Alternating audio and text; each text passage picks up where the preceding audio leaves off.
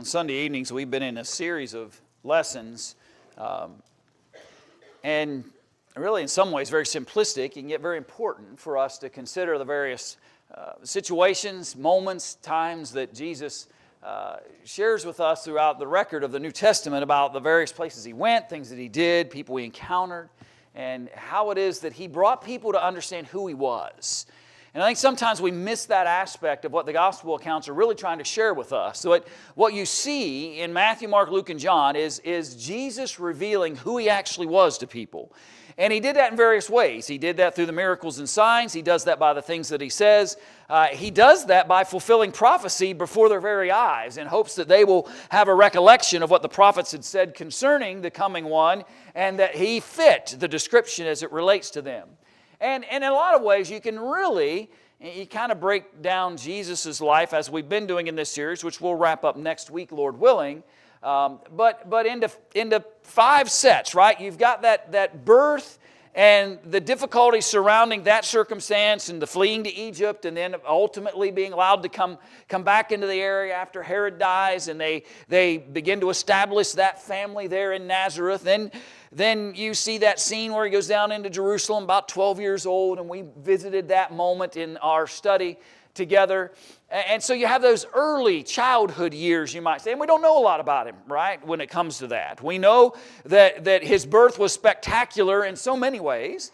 The means by which He came into existence, the events and surroundings that occurred in relationship to it, the angels rejoicing at this one who had come,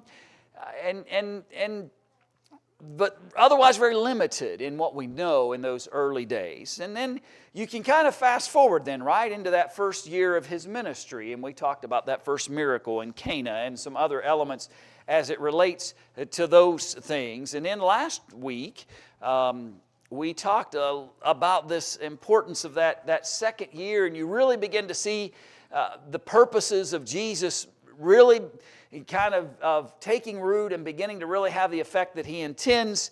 And tonight, we're going to talk about the third year, the last year of His ministry work. Because really, the bulk of what Jesus did happens in a 3-year period.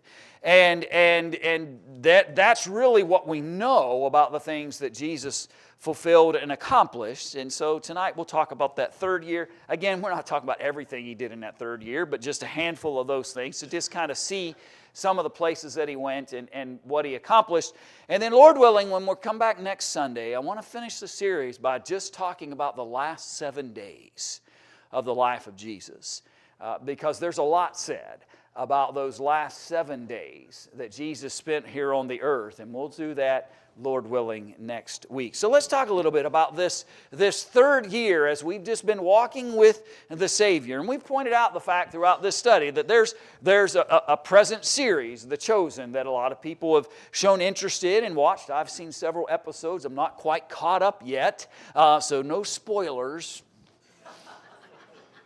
Although, if you know the Scriptures, there are no spoilers when it comes to The Chosen. But anyway, there people watch YouTube videos, right? People have lots and lots and lots of access. And what I've been trying to impress upon us is those can have their place. There is nothing better to know Jesus than the Bible, right? There is no greater source to know who He is, what He's about, what He intended, how He fulfilled it, all the above than the Bible, right? It is the source. It is the source of accuracy, permanency, everything as it relates to really knowing what Jesus did. And all the others are great supplements to understanding and getting visual representations of those things. But the Bible is the real source that lets us walk with the Savior. And that's been our effort. And we've tried to use this basic map that you've seen over and over and over again over the past several weeks as we've just kind of walked from place to place. And it's interesting if the timing and chronology, which is hard to do sometimes when you read through the gospel accounts, but as you begin this third year, it's an interesting moment. Because after 2 years now of demonstrating who He is, what He's about, the power that He has, you come to this third year and it begins with rejection. It begins here as He's traveled back to His home area, back up in and around Galilee, up into Nazareth. And we see this moment that's recorded for us here at the end of chapter 13 of the book of Matthew, where we find out that they still can't get over the idea that that carpenter's son could be anything other than a carpenter's son. That there's no way that this Jesus of Nazareth could amount to the King of Kings and Lord of Lords. There is no way in their minds that Joseph's boy could even remotely, closely become and is the Son of God, and they're challenged by all of that.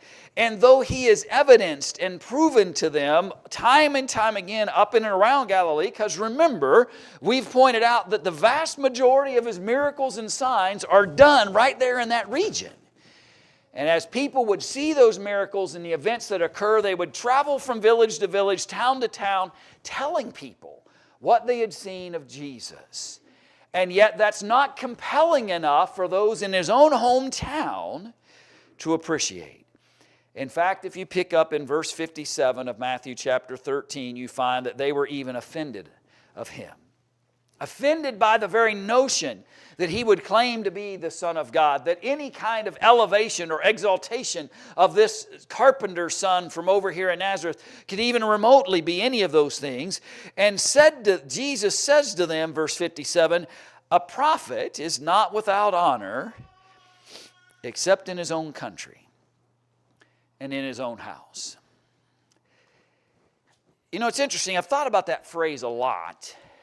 And you wonder a little bit, right? Is the idea here that he's trying to convey that that's always the case, right? That a prophet is accepted anywhere he goes except home, right? And I suppose somebody might make that argument that that's the intent here of what Jesus is doing. Maybe it is, but let me give you food for thought. Number one, appreciate the fact that Jesus isn't complimenting them, right? When he says this, he isn't saying this as a compliment. He's not saying this as just a statement of fact that's okay. He's offended that they are offended by him. He's frustrated that all of this wonderful signs and miracles have been performed in and around this area, and they still don't get it. And he looks at them and says, there are prophets that have come and gone from that very region, most likely, and you've respected them, and someone has come from your own town, and you've rejected him. A prophet finds honor in all kinds of places, and yet here I am home in my own country, in my home, in my own house. And I can't find the respect and appreciation for who I am and what I'm about, even among the people who should have known me best. Right? Those who had watched him grow up. Those who undoubtedly, and again, now you might say, well, Brian, you're speculating. I suppose you could argue that. But undoubtedly, they probably had lots of moments like those folks down there in Jerusalem did when he was 12 years old.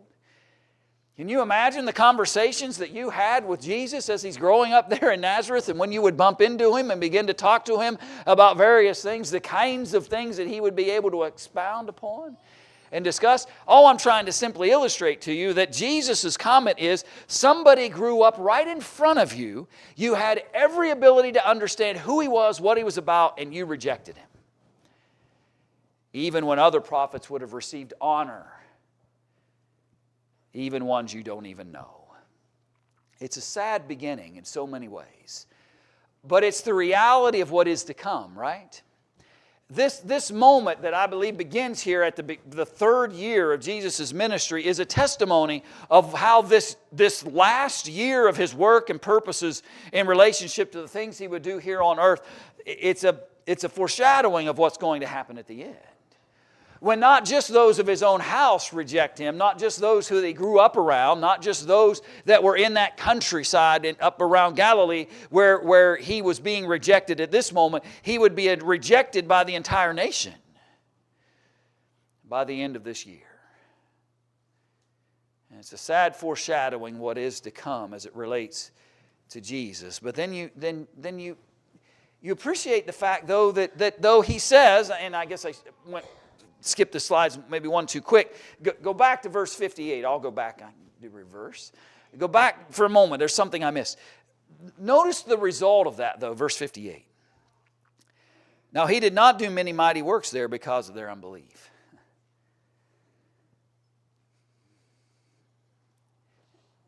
It's interesting, isn't it?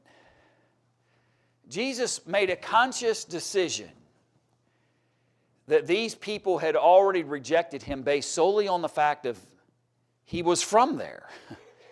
And he was raised by that carpenter over there. And because of that, they had already... And so he decides there's no reason for me to continue to perform lots of miracles and signs and wonders in front of these folks because they've already determined what they believe about me. Can I encourage us this evening to not have that mindset where we just predetermine what I think about Jesus. And that's always getting out of me, right? This is what I believe about him. This is all I think about him. And nothing that he says, does, nothing that I can read from the Bible, nothing else is going to change what I've already predetermined is true about him. And I challenge all of us tonight, don't become like them. They had determined that they knew everything they needed to know about him and built a wall. And Jesus said, there's no reason for me to try to perform any more miracles even in front of these folks because they've built a wall. And their predetermined ideas about me have already been set in stone in their minds. And so he moves on. Don't be like them. Don't build a wall and a barrier that says, well, all I want to know about Jesus is just, this amount, that's it. And I don't want to know anymore. I don't want to appreciate any. I don't want to see anymore. Commit yourself to know all that we can about the Savior. Now jump into chapter 14. Because here's that moment that we sometimes are really familiar with, right? When you think about the miracles of Jesus. Here's one of those moments where you begin to appreciate the kind of power that he has. When Jesus went out and saw a great multitude, and he was moved with compassion for them, and healed their sick. And when it was evening, his disciples came to him, saying, this is a deserted place, and the hour is already late. Send the multitudes away, that they may go into the villages and buy themselves food. But Jesus said to them, they do not need to go away. You give them something to eat. I love how Jesus sometimes is very matter of fact. Right? Why do we need to send them into the marketplaces in order to buy food? Just feed them. They said to him, we have here only 5 loaves and 2 fish. He said, bring them here to me. Verse 19. Then he commanded the multitudes to sit down on the grass, and he took the 5 loaves and the 2 fish, and looking up to heaven, he blessed and broke and gave the loaves to the disciples, and the disciples gave to the multitudes. So they all ate and were filled, and they took up 12 baskets full of the fragments that remained. And verse 21 tells us that those who had eaten were about 5,000 men, besides the women and children that were present in that day as well. So, some of the renderings of this in videos and movies and they help you appreciate it, right? Because it's hard for our minds when you just read the words, but you think about this imagery of how this must have went, because you start with 5 loaves and 2 fish, and Jesus takes it, he prays before the Father, and then he gives it back to him and says, go feed everybody. And all of a sudden, 5 loaves just starts multiplying. And 2 fish just start multiplying. And you've taken a group of people, and let's low estimate it here in some ways. If there's 5,000 men, and say all of them brought a wife with them and 2 children, right? There's 20,000. Now, okay, we don't know, but I'm just trying to get you to envision here that 5,000 would be powerful enough of a miracle. But it wasn't just 5,000. 5,000 plus. And every time they would give a loaf, there would be another one. And you give a loaf and there'd be another one. And you give a fish and there'd be another one. And you give one and there'd be another one. And you're able to even disperse this among all those those apostles, and they begin to go out into these pods of 50, and they just keep giving and giving. And to demonstrate even the greater miracle in some senses, when they're done, the miracle hadn't stopped, because there's still 12 baskets full that remained afterwards. And I simply want us to appreciate from this miracle that Jesus is evidencing His ability to go well beyond anything that's natural or common or expected. Friends, Jesus doesn't have to perform a miracle in our lives to do that which is uncommon and unexpected and powerful. We sometimes say, well, if Jesus would just send baskets full of bread and fish to my house, right, symbolically speaking, or whatever it is that I think that I need or want in life, if He just send truckloads of that to my house, I'd be a believer in Him. I mean, I suggest to you that Jesus has done for us far, far greater things than feed us with loaves and fish. Jesus brought redemptive power of forgiveness. Jesus has brought reconciliation for us, between us and the Father. Jesus has provided for us an opportunity to seek and to have His permanent eternal home. Jesus has demonstrated His power so that we know who He is, and that He's trustworthy when He tells us that there's greater things to come. This is a tremendous moment in the life of Jesus, a tremendous sign in this third year of His ministry that should evidence to them clearly who He is. But the point of knowing who He is to know the greater things He wants to extend and offer and bring to those who believe in Him. Skip ahead in chapter 14. Right after that miracle then is that moment where you find that He sends the multitudes one way. He's fed them. Remember, they were in a deserted place, not really any place for them to go and find food, and His disciples were even concerned about that. That even if they disperse them, where would they go to get help? He feeds them. Now He sends them away because they're now well fed and ready to be able to depart and return to their homes. He goes up onto the mountain by Himself to pray, and when evening come, He was there alone. But the boat that He'd sent His disciples in was now in the middle of the sea, tossed by the waves, for the wind was contrary. Now in the fourth watch of the night, in the pitch dark of night, right? That's the idea here. In the fourth watch of the night, Jesus went to them walking on the sea. And when the disciples saw Him walking on the sea, they were troubled, saying, "It is a ghost." And they cried out for fear. I've often thought in my mind, if I was in this boat, which would be a rare thing for me, by the way, for those who know me, to be in a boat is unlikely.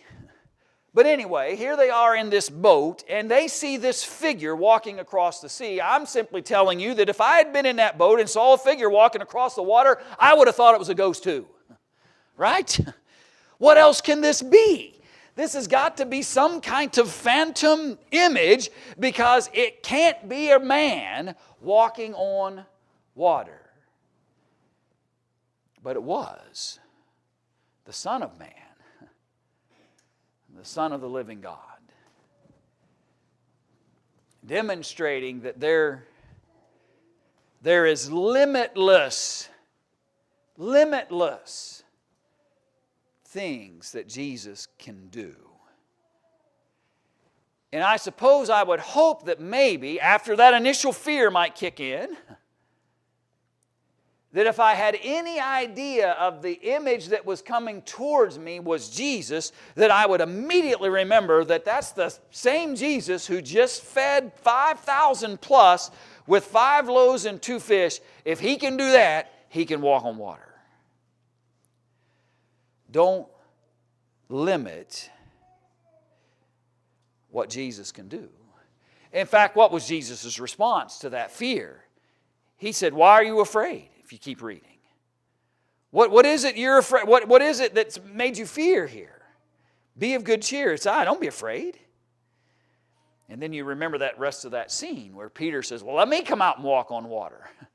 If it's really you, and I've always wondered about that, by the way, and again, I've already testified about my lack of interest in being in boats, but I think the last thing I would use as a proof that that was really Jesus was to get out of the boat. But that's interesting way Peter decides to put this to a test, isn't it? Right? Let me backpedal a little bit from that, by the way. I think that evidences the fact that I think Peter had somewhat of a conviction about who it actually was. If Peter had extreme reservations and doubt that that was really Jesus, I would surmise that he would have come up with something far less dangerous to prove that it was Jesus than getting out of the boat himself to walk on water. But Jesus can do that, right? Jesus can walk on water, among all the many other things that he is able to do. Well, keep walking with me. Jesus now, Nazareth, rejected, right? Rejected of those in Nazareth, goes across the sea, walking on the water as he sends them up, and then ultimately here you find him making his way up into Caesarea Philippi. And that's that moment where Peter, the same guy that had the courage to trust that that was really Jesus and get out of that boat and walk on water, that he recognizes and commits to who Jesus is. Verse 13, Matthew chapter 16. When Jesus came into the region of Caesarea Philippi, he asked his disciples, saying, who do men say that I, the Son of Man, am? By the way, quick question. If somebody asked you who Jesus was, what would you tell them? What would you tell them? If you had a moment, right, where you have this general kind of blank page opportunity to tell people who Jesus is, what would you tell them? Maybe I shared this with you before. Just if I have and you remember, just humor me. But in college I had a class in British constitutional history, and I had to take the final exam. And in the final exam for my British constitutional history class, it was one question. Tell me everything you know about British constitutional history. That was the question. Blank page, one question, tell me everything. Professor wants to know everything I know. And I think I told you when I told you that story before that I just kept writing Magna Carta, Magna Carta, Magna Carta. That's all I knew. But anyway, right? But what would you say? Blank page, tell me what you know about. If I asked you tonight, grab a sheet of paper and just start writing. What do you know about Jesus? What would you tell somebody else about him? How would you prioritize that information? Where would you start? How would you go about it? That's important. And I think it's important because that's exactly what Jesus does with his own disciples here. He looks at his disciples and gives them a blank sheet of paper and says, what are people saying about me? Go. Right? Tell me. What do men say? And in particular, who do men say that I am? So here's what people do, right? They whether they're unsure how to answer that, whether they're not sure about what he's actually asking, right? But so they said, some say you're John the Baptist. By the way, if you didn't know, John the Baptist had just died in this same time period we're dealing with, just shortly before this. But so some say you're him again. Well, I've always been baffled by that, right? Because these are two guys that lived contemporary. I mean, they were born just a few months apart. They walked in the same time period, and different individuals knew both of them. And so that didn't make any sense, and yet that's what some apparently were saying. Some say John the Baptist. Okay, well, some say Elijah. Well, okay, maybe you can at least accept the idea that Elijah has returned, and he's others, maybe Jeremiah or just one of the other prophets. Well, that's fair, by the way, in some ways, because that's what he asked. He didn't necessarily ask them yet. He said, what are other people saying? That was the kind of conclusions that people have been making. Here's the more powerful question, verse 15. But who do you say? I gave you the first blank sheet of paper. I want to know what other people are saying about me. But now he hands them another clean sheet and he says, okay, now you tell me what do you think about me? Have you simply been influenced by those others? Have you learned anything, appreciated? And here's that great moment with Simon Peter when he answers and says, you are the Christ, the Son of the living God.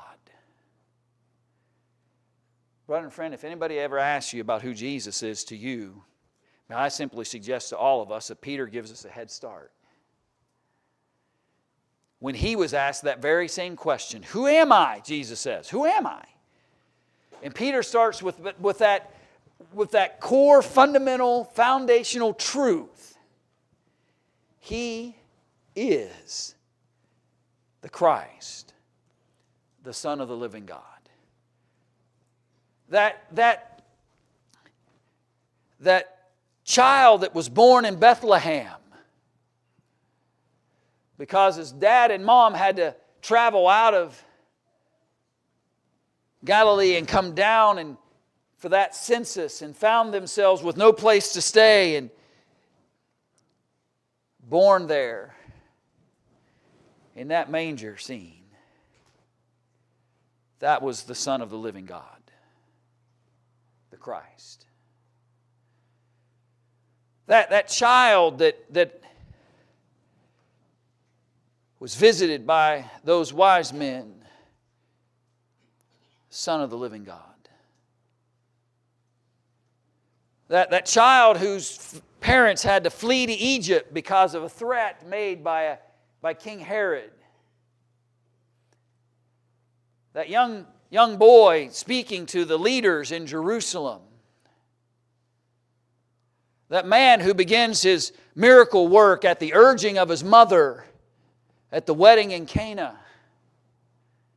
The one who raises and heals the sick and helps the blind see and feeds 5,000 and walks on water, and the one that they had been encountering and hearing and seeing and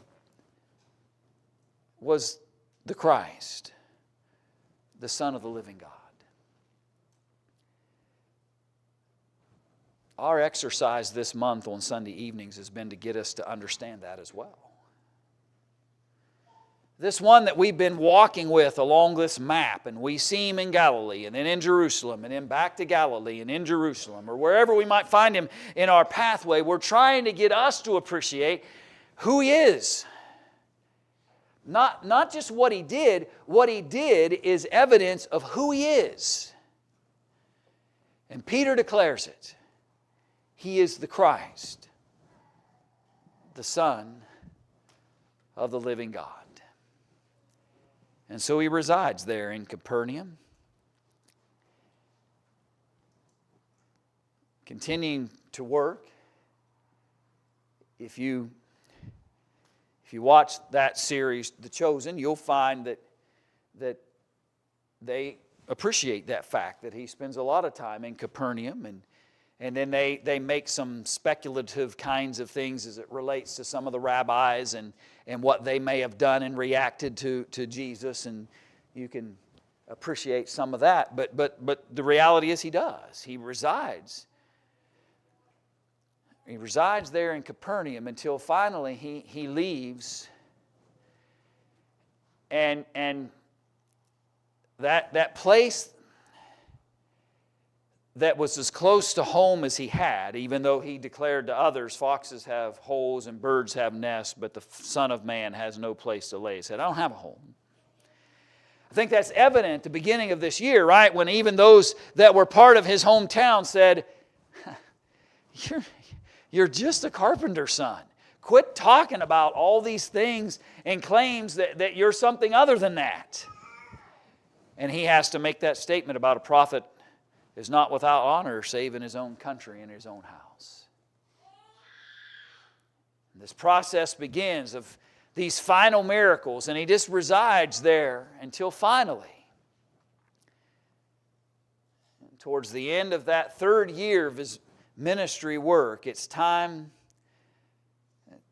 to leave that area for the last time. He takes an interesting route, by the way.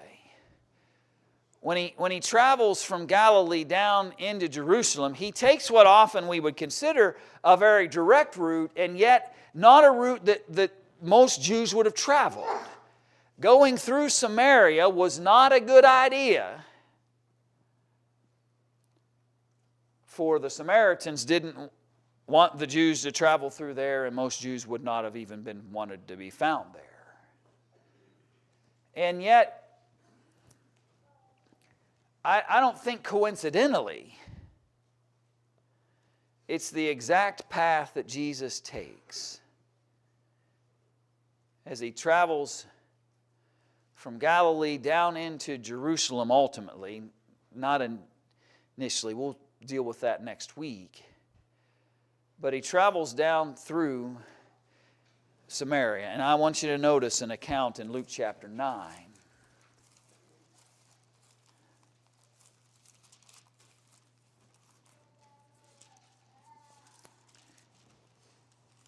Luke chapter 9, verse 52.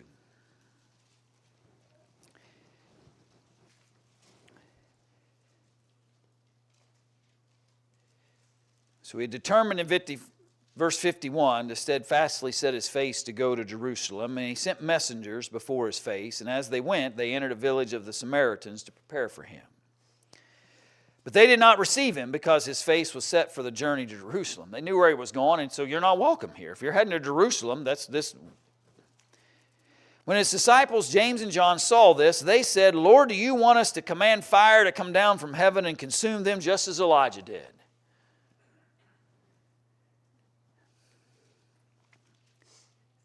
It had to have been disappointing to Jesus that they still aren't getting it.